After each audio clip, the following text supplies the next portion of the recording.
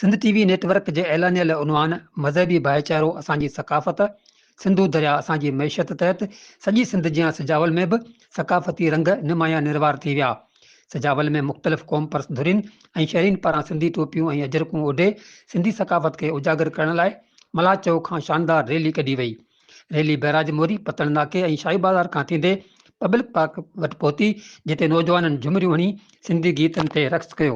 हिन मौक़े ते जसकम चेयरमैन असलम खैरपुरी, STP अॻवान दादा सिंधी ऐं ॿियनि पंहिंजे इज़हार में चयो त सिंध जी कल्चर सिंधी सकाफ़त मूं सवेर बर्ज़ कयो त रुगो टोपी ऐं अजरक न आहे, पर बहादुरी सां पंहिंजी धरती बचाइण, पंहिंजी क़ौम बचाइण, पंहिंजो वेस बचाइण, पंहिंजो नंग बचाइण, पंहिंजो दंग बचाइण बि हिकिड़ो सकाफ़त जो हिसो आहे। ख़ुशी जो ॾींहुं आहे। असां हिन ॾींहं खे ईद जीअं हिन ॾींहं खे मल्हाईंदा आहियूं ऐं आउं हिकिड़ो मैसेज थो ॾियणु चाहियां त असां पंहिंजे सकाफ़त तहज़ीब ऐं जेके बि सिंध जा क़ौमी वसीला आहिनि असां उन्हनि जा मालिक आहियूं ऐं जेके बि सिंध जे ख़िलाफ़ु साज़िशूं थी रहियूं आहिनि, डेम ठहिनि पिया या जेके बैरा टाउन वग़ैरह असां रद्द करियूं था। असीं सिंध TV वारनि जा इंतिहाई शुक्रगुज़ार आहियूं जेको हिन ॾियारे ते भाईचारे जो ॾियारो मल्हाइनि था। ऐं असीं चवणु चाहींदासीं त तव्हां ॾिसी सघो था हे नंढा ॿार हे वॾा असीं हिन ॾींहं खे ईद जे ॾियारे सां मल्हाईंदा आहियूं। सकाफ़ती रैली में शरीक माण्हुनि जो चवणु हो त सिंध धरतीअ ते असांखे अमन ऐं मुहबत जो पैगाम मिले थो। हनीफ़ मल्हा,